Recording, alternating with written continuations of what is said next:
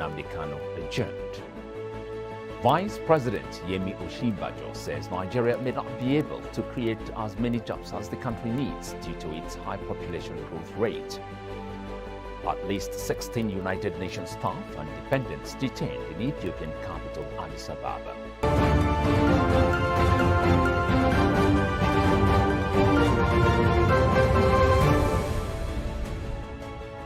Thanks very much for joining us. I'm Michael North. The President, in a statement by his media aide, Femi Adesina, on Wednesday in Abuja, has praised the security agencies for their determination to ensure that the election went on as smoothly as possible. He equally commended the Independent National Electoral Commission, INEC, for the successful conclusion of the exercise, despite the initial challenges encountered. President Muhammadu Buhari enjoined Soludo, member of the Presidential Economic Advisor Committee, to rally other stakeholders to tackle the enormous challenges confronting the state and the Southeast in general. The president said he looked forward to working with the incoming governor for the peace, security and development of not only Anambra State, but the entire country. Professor Charles Soludo of the All Progressives Grand Alliance, APGA, has dedicated his election victory to the brave police officers who were shot dead at a rally held in April. Candidates of the People's Democratic Party, Valentine Ozigbo, and Young Progressives Party Senator Ifeanyi Uba each won a local government. But the candidate of the All Progressives Congress, APC, Senator Andy Uba, was unable to win any local government in the election. Soludo 61, a former governor of the Central Bank of Nigeria, secured 112,229 votes, twice more than his closest rivals, PDP's Ozigbo, to be returned as winner of the election. Ozigbo had 53,807 votes, while the other two frontline contenders, Uba and Uba, scored 43,285 and 21,261 votes, respectively. Former Governor of the Central Bank of Nigeria, CBN, Professor Charles Soludo, has reacted to his victory in the Anambra State governorship election, giving his acceptance speech on Wednesday shortly after he was declared the winner by the Independent National Electoral Commission. The governor-elect described the feat as the will of God. Earlier on our breakfast show, Daybreak, Dr. Dayo Kayode, a political technocrat, shared his thoughts on the conduct of the Anambra election. Anambra people, they have shown the whole world, not only Nigerians, that they too they have come of age to know what it is to exercise their franchise and then towards having a representative government in place. And to that extent, I think kudos should be given to Anambra people. Also, if we do a proper evaluation of that particular election, you're going to see that, look, the incidences of security breach was too low. I mean, it's highly infinitesimal compared to what people were expecting, compared to what used to happen in Anambra, compared to what used to happen during elections in Nigeria. So Soludo beat this guy now with almost Soludo double this guy's votes. So that is to say that we should stop ascribing spirituality to electioneering process in our country. We should stop ascribing spirituality to electioneering process, because 5 people are contesting. They all know God now. God knows all of them now. So this person will now say this one will win, this one will win, that one will win, this one will win. It always brings in confusion. So I think it's also high time that a legislation is being made to stop, in quotes, men of God from saying God says you will win or you. No, we should stop it.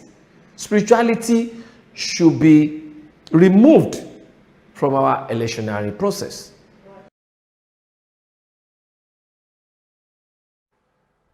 President Muhammadu Buhari has arrived in Paris, French capital, for a one-day official visit as guest of President Emmanuel Macron at Palais de l'Élysée today, after which he, along with other world leaders, will attend a three-day peace summit also in Paris. During the state visit, the president is expected to discuss bilateral relations bordering on security, health and economy between Nigeria and France with President Macron. The president's plane, Nigeria Air Force One, touched down at the Le Bourget airport yesterday at about 2:45 p.m.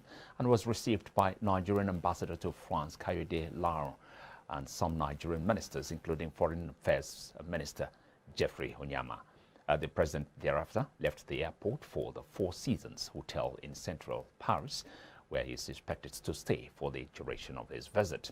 Today, President Buhari would meet with his French counterpart to discuss issues of mutual interest for both countries, particularly on strengthening economic ties, improving partnership on security, and working jointly on education, health, and halting the threats of COVID-19 to the global economy. Apex Igbo Socio-Cultural Organization, Ohaneze Ndigbo, has congratulated Professor Charles Soludo on his well-deserved victory as Anambra governor-elect. The organization also commended President Muhammadu Buhari and the Independent National Electoral Commission for transparency, non-interference, and upholding the will of the good people of Anambra State. In a statement in Enugu on Wednesday by its spokesman, Alex Obonia, Ohaneze described Soludo as a man with a track record of accomplishments and hoped that his sterling pedigree would add extraordinary value to social economics of Anambra State. Now, the federal government told the Federal High Court, Abuja, that a team of lawyers of the leader of the proscribed indigenous people of Biafra, Nnamdi Kanu, on Wednesday staged a walkout before the trial opened.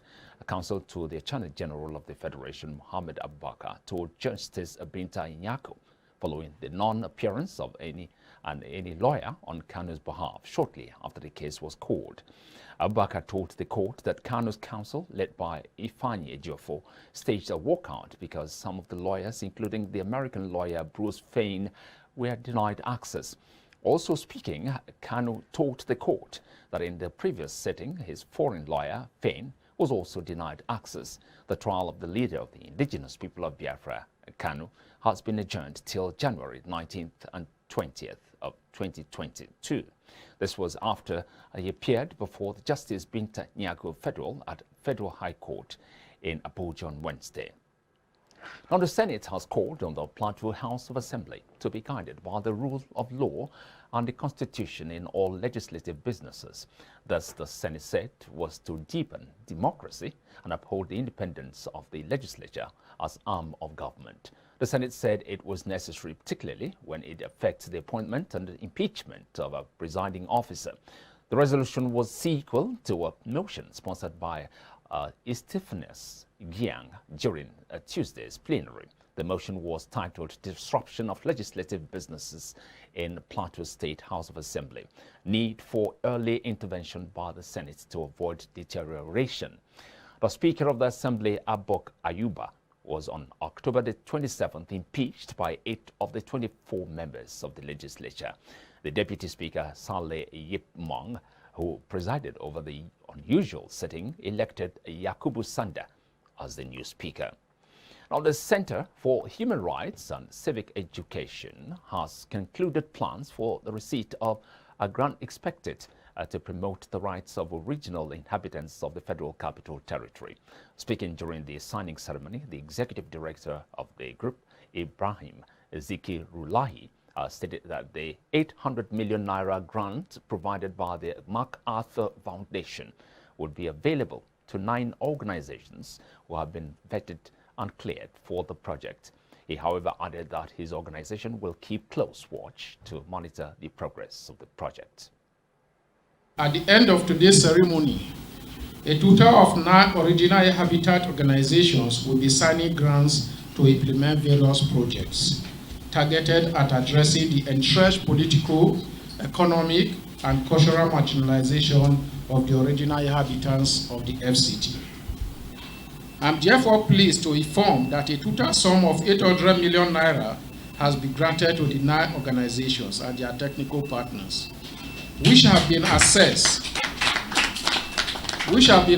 and approved for this project following a scoping study of organizations led by FCT original inhabitants and those working directly on their respective issues. CRESED is confident that the process we have begun would effectively and sustainably position the original inhabitants in the FCT to address the root causes of the decades-long marginalization, discrimination, and other pervasive forms of human rights violations. As such, the various grants to be signed today represent a diversity of initiatives which would collectively address the injustices meted against the original inhabitants.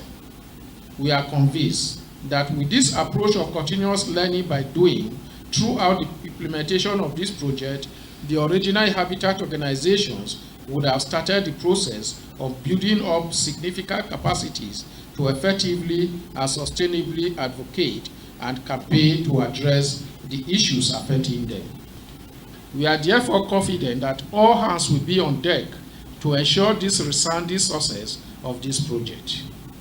We have found out that a lot of Nigerians who live here or who have lived here for many years simply do not seem to understand the plight of the original inhabitants of the LCT. And this is because there has not been sufficient advocacy as the problems that we face as indigenous of the LCT. Indeed, in some cases, there is this impression that there are no indigenes in the FCT, or that if there are indigenes, we don't have any rights that is superior or supersedes the other rights of other Nigerians who live here. And basically, this has been a problem.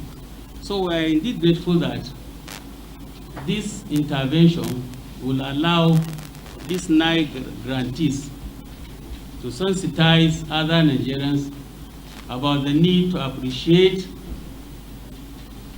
our contributions to the unity and progress of Nigeria by making available our land, 8,000 square kilometers of land, 8,000 square kilometers, which is larger than Lagos State, to other Nigerians to come and settle here. And for the past 40 years or so since the FCT was created, other Nigerians have lived here very peacefully with us. And I think other Nigerians have taken this for granted.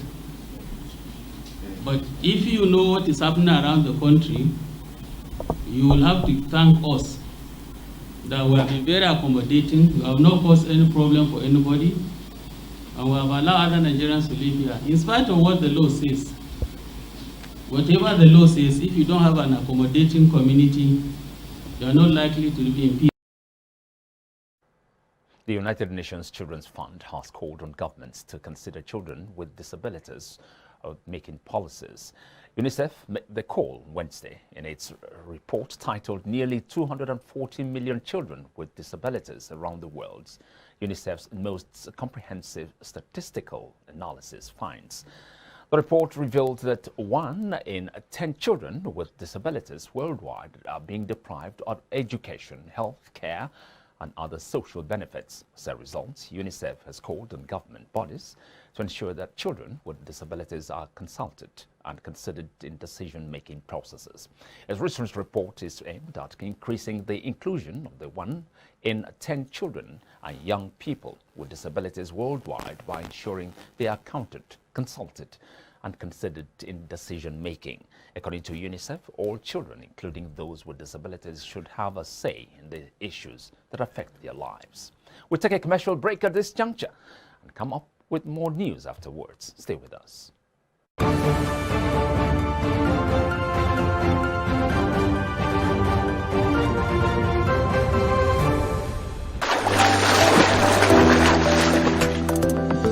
Powerful looks command respect, they say.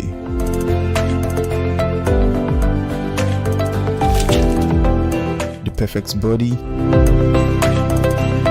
the perfect grooming, and ultimately the perfect skin. looks, style, and grooming makes the ultimate man.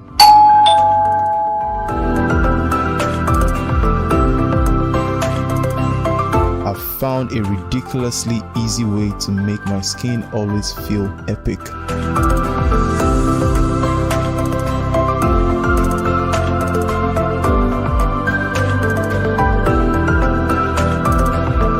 My name is Neo.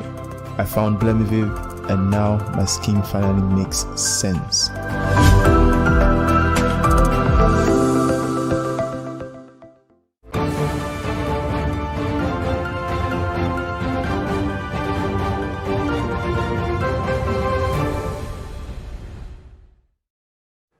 Welcome back, Africa News Now. As Eastern Congo has seen an uptick in violence in recent weeks, the Congo Army, alongside peacekeepers from the UN mission known as MONUSCO, have continued their patrols of local districts caught up in the fighting.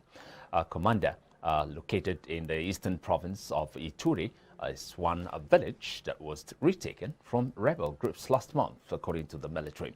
Calm has returned to the town central thoroughfare, and government soldiers can now be seen patrolling the streets. Signs of the rebels' retreat, however, are still visible. Parts of the village have been destroyed, with shops, fronts, and homes left burnt and charred. One local resident, shopkeeper Kambale Fiston, told the Association Press that 7 people were killed. As climate change takes its toll in Madagascar, the country's environment minister believes that the issue of financing is crucial in the fight for better living conditions. The south of the country faces famine as a result of a prolonged drought that has affected more than 1.3 million people there. Speaking at COP26 in Glasgow, the minister appealed for climate solidarity in the face of rising challenges. Last week, the UN announced that nearly 30,000 people were now officially affected by famine in the country. More than 1.3 million others are considered to be in food security crisis or emergency. Foreign news now. Migrants trapped in Belarus made multiple attempts to force their way into Poland overnight, Warsaw said on Wednesday, announcing that it had reinforced the border as the European Union prepares to impose sanctions on Belarus over the crisis. The bloc's 27 ambassadors are set to agree on Wednesday that the growing numbers of migrants flying to Belarus to reach the EU border amount to hybrid warfare by President Alexander Lukashenko, a legal basis for new sanctions. Germany's acting foreign minister Heiko Maas said on Twitter, Mr. Lukashenko unscrupulously exploits people seeking refuge as hostages for his cynical power play.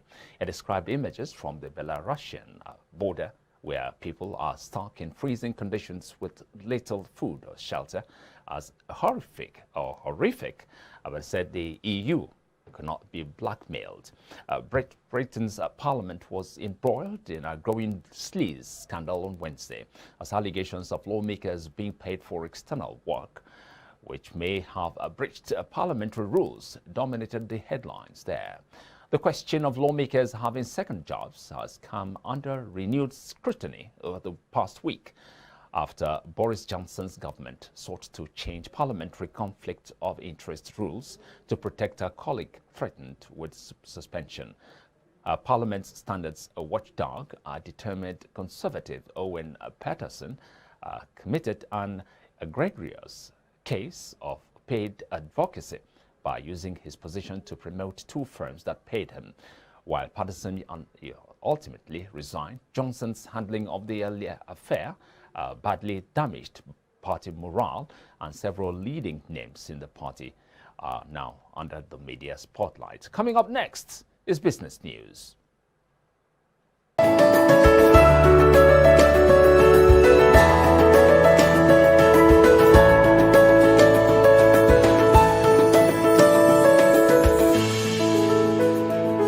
Hello and welcome to Business News. I am Omobolanle Adeshui. The International Air Transport Association, IATA, has disclosed that the price of jet fuel has continued to increase in recent weeks, with its price increasing by 70% since the start of 2021. According to IATA, the increase in jet A1 price is mounting pressure on airlines' operating costs and threatening the industry's profitability. IATA further stated in its Airlines Financial Monitor, which was released yesterday, that jet fuel price continued to trend upwards in recent weeks as economic activity resumed around the world and supply remained tight. Going by the IATA report, passenger revenues have dropped by 34% in third quarter of 2021 compared with the pre-crisis third quarter 2019, while cargo revenues have risen by 65% over the same period amidst increased cargo demand. The Organization of Petroleum Exporting Countries, OPEC, has said about $450 billion worth of new refinery projects and expansion of existing units would be invested in Nigeria and other developing nations. It disclosed that the investments were part of the estimated $1.5 trillion that would be invested in the downstream sector of the oil and gas industry between 2021 and 2045. The Secretary General, OPEC, Sanusi Barkindo, made this known yesterday at the African Energy Week in Cape Town, South Africa. Barkindo further stated that in terms of the downstream investment, a total of $1.5 trillion will be expended during the period 2021 to 2045. He added that creating stability in the oil market is needed in attracting the required levels of investment, which had been one of the primary motivations behind OPEC's collaborative efforts with 10 non-OPEC countries under the Declaration of Cooperation umbrella. The Central Bank of Nigeria, CBN, has kicked off the first ever rain-fed wheat program in the country, which aims to reduce the importation of the commodity by 60% in 2 years. The initiative is also expected to save the country $2 billion annually in foreign exchange. Mr. Godwin Emefiele stated this during the unveiling ceremony for the Nigerian Brown Revolution, which is a central bank wheat value chain intervention. Emefiele said following the successes in the Anchor Borrowers Program, ABP, the Apex Bank has decided to extend the gains recorded in the rice and maize value chains to wheat production. He also mentioned that the plan was to eliminate wheat importation or reduce it to a marginal contributor to the country's total food import bill, adding that the wheat program would benefit over 150,000 farmers. The CBN boss said that the program would be implemented in 15 states on about 180,000 hectares of land. The federal government has officially launched the Opening Extractives Program, OEP, a global 5-year scheme to unveil the real owners of assets in Nigeria's oil, gas, and mining sectors. The OEP will be jointly implemented by the Extractive Industries Transparency Initiative, EAT, and Open Ownership. The scheme was introduced to stimulate progress of beneficial ownership transparency in selected resource-rich countries. The government further stated that the program was part of the ongoing reform in the extractive industries. The Minister of Finance, Budget and National Planning, Dr. Zainab Ahmed, who delivered the keynote during the event organized by the Extractive Industry Transparency Initiative, NEIT, in Abuja, said it would mitigate corruption and money laundering in the sectors. And despite being the largest economy in sub-Saharan Africa with large oil, gas, hydro, and solar resources, limitations in the power sector still constrains growth in Nigeria. Although the country has a huge potential to generate 12,522 megawatts of electric power from existing plants, however, it is only able to dispatch around 4,000 megawatts, which is insufficient for a country of over 200 million people. Earlier in the day on Business Breakfast, CEO Paysola Sydney Akimoladun spoke on the challenges in the power sector while emphasizing the need to explore renewable energy. Nigeria has always been an oil and gas, producing country, I remember the president was saying in COP's conference a few days ago that we are more of a gas producing than, an oil producing. And I really don't understand what he's trying to say there. But what it means is that there are a whole lot of resources that are being wasted. You and I know that in this country, gas has been flared over the years. And this is just pure wastage of natural resources. So you're asking now that what do we do, to position ourselves? One thing is, it's clear. Africa will not move into renewable energy, whether it's electric cars or solar or some other sources, in the near future very soon, because we're still going to be utilizing fossil fuels. So, and you see our politicians are not even like giving up on that, because it's still the mainstay of, how money comes and is generated into the country. So we'll still see a lot of fossil fuel usage and all of that. We'll still be using cars that are run by diesel and petrol over the years. And so there's room for more refineries to be built. We know there's one in the Lekki zone built by the private investor, Alhaji Dangote. There's a need for that. And so those kind of investments they're talking about, whether it's in the setup of new refineries, the refurbishment of existing ones, or providing logistic structures for the downstream on how, we still talk about tankers moving petrols and diesel all over the road, when in countries like in Russia and all of that, these things go through pipelines, So we need to look at all those kind of structures and see how we can take and access those funds to develop that sector. And then also look at the transition, just like the way the other parts of the world are doing. That's it on Business News. I am Omobolanle Adeshui. It's now back to Michael.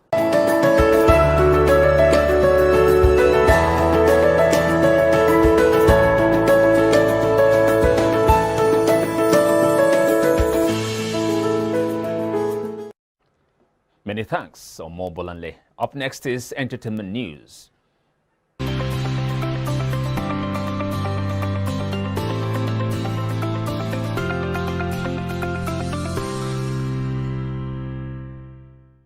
Hello and welcome to Entertainment News. I am Michelle Abanum. Sir Peter Jackson has sold the special effects studio behind Lord of the Rings, Avatar and Game of Thrones for more than $1.6 billion. The Weta Digital studio based in New Zealand has been sold to a US video game company called Unity Software. The chairman and co-founder of Weta Digital stated that the tools in the studio created unlimited possibilities to bring to life the worlds and creatures that originally lived in our imaginations. Unity Software further revealed that the technology behind WetaWorks will now be used to shape the future of the metaverse. This news comes less than 3 months after Amazon announced that Season 2 of Lord of the Rings series will be filmed in the UK instead of New Zealand. Next, it has been confirmed that Supreme singer Diana Ross will perform at the legendary British festival Glastonbury, taking place on Sunday, 26th of June 2022. Feeling the revered legend sports that has seen the likes of Dolly Parton, Blondie and Lionel Richie, the news follows the recent release of Ross's new album, Thank You, which came out last Friday, November 5th. Confirming the slot in a tweet, Glastonbury wrote, "We are thrilled to announce that at Diana Ross will play the Sundays Legends slot on the Pyramid stage at #Glastonbury 2022. Ross will feature alongside with generation-defining star Billie Eilish, who was also recently confirmed as a headliner for the 2022 event, making her the youngest solo act to top the bill since the festival's inception. That's it on Entertainment News. It's now back to Michael.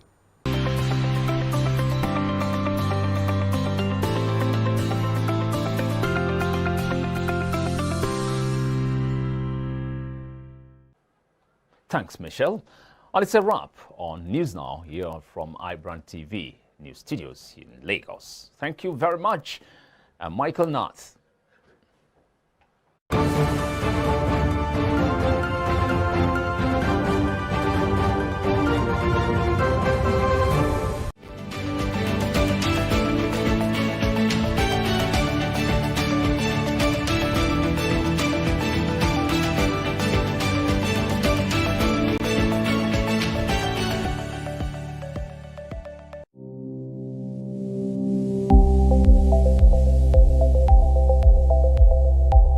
iBrand TV.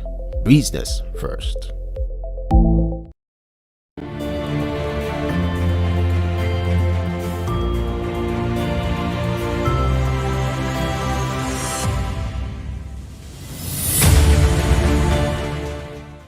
Filmmaking is a marriage of art and business. Hence, in successful and relevant films, art and business embrace each other for the viewer's delight. Hi and welcome to the BTS. My name is Damilola Ali, and in today's episode of the show, we'll be discussing the marketing structure of Nollywood films in a documentary. The Nigerian video film industry was born out of business necessity and not artistic concerns. Right from its inception, the industry is manned and driven by petty traders. The films are shot and produced on video formats and with most possible minimal budget, and production time in order to minimize cost and maximize profit. Because of this, decisions are usually based on commercial considerations. Although there's some fantastic movies then that showed clear difference and purpose in production, art and direction. Do you remember movies like Diamond Ring that was released in 1998 or Igodo that was released in 1999, amongst a few of them?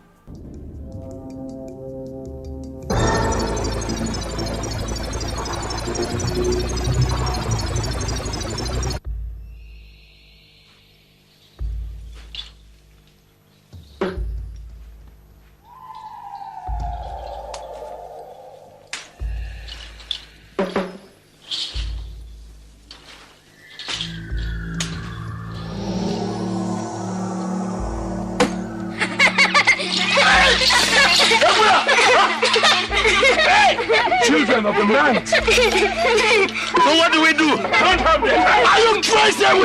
Maybe, but we said we can't go back!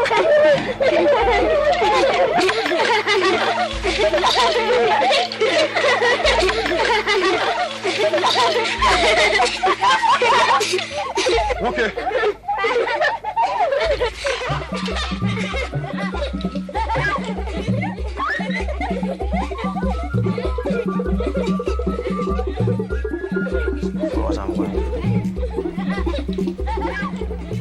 My friends and I took something off one woman on fair. As in stealing? Chidi, you stole from somebody? Hey, whoa! Chidi! Attitude has become a sin! What kind of disgrace is this? Listen, you people should allow this boy to talk. What is this? What is this? And then you tell me, what does this child lack in this house? Please, let him finish what he started saying. Now, what more absurdities can he come up with now? All right, this woman, now where does she live?